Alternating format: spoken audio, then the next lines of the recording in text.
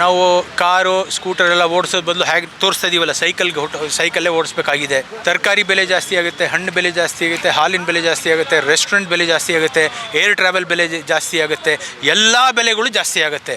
ಅದು ಯಾರು ಕಾರಣ? ಅದಕ್ಕೆ ಈ ದೇಶದಲ್ಲಿ ಈ ಮೋದಿ ಸರ್ಕಾರ ಅದು ದೊಡ್ಡದಾಗಿ ವಿಫಲವಾಗಿದೆ ಈ ಬೆಲೆ ಏರಿಕೆಯನ್ನು ಕಡಿವಾಣ ಹಾಕೋಕ್ಕೆ ಅಂತ.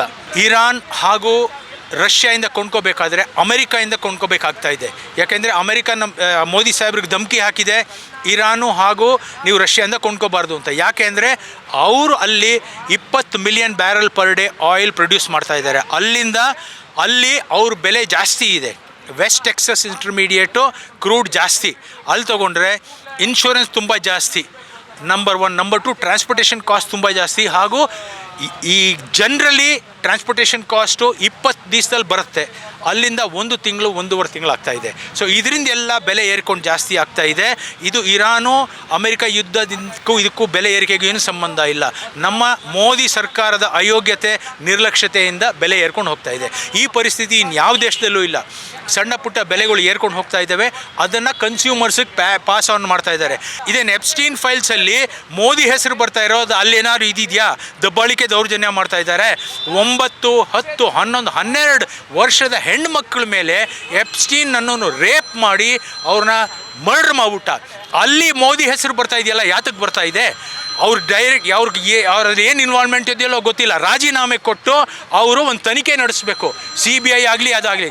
ಬಿಹಾರಲ್ಲಿ 10,000 ರೂಪಾಯಿ ಕೊಟ್ಟು ವೋಟ್ ಕೊಂಡ್ಕೊಂಡು ಅಧಿಕಾರಕ್ಕೆ ಬರೋದು, ಅವ್ರಿಗೂ ಇದು ಆಡಳಿತಕ್ಕೂ ಏನು ಸಂಬಂಧ ಇಲ್ಲ. ವೆಸ್ಟ್ ಬೆಂಗಾಳದಲ್ಲಿ ಎಲ್ಲ IAS ಆಫೀಸರ್ನ ಓಡಿಸ್ಬಿಟ್ಟು ಹೊರ ಪ್ರದೇಶಗಳಿಂದ IAS ಆಫೀಸರ್ಗಳನ್ನ ತಂದ್ಕೊಂಡು ಎಲೆಕ್ಷನ್ ಕಮಿಷನ್ನೆಲ್ಲ ಜೇಬಲ್ಲಿ ಇಟ್ಕೊಂಡು ಅಲ್ಲಿ ಸುಪ್ರೀಂ ಕೋರ್ಟು ಅನ್ನತ್ತೆ 27 ಲಕ್ಷ ಜನನ್ನ ಮತದಾರರ ಪಟ್ಟಿಯಿಂದ ತೆಗೆದಿದ್ದಾರೆ.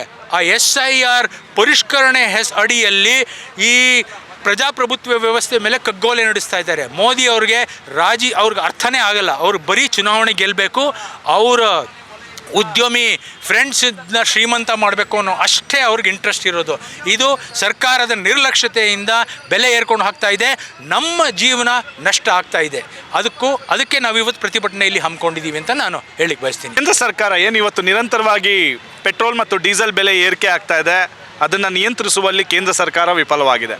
BJPಯ ಫಾಲೋವರ್ಸ್ ಆಗ್ಬೋದು ಅಥವಾ ಕೇಂದ್ರ ಸರ್ಕಾರ ಆಗ್ಬೋದು ಕೇಳಿದ್ರೆ, ಅಂತಾರಾಷ್ಟ್ರೀಯ ಮಟ್ಟದಲ್ಲಿ ಯುದ್ಧ ಆಗ್ತಾ ಇದೆ, ಆ ಯುದ್ಧದ ಒಂದು ಬಿಸಿ ನಮ್ಮ ಮೇಲೆ ತಟ್ತಾ ಇದೆ ಅದರಿಂದ ಅಂತ ಹೇಳ್ತಾ ಇದ್ದಾರೆ.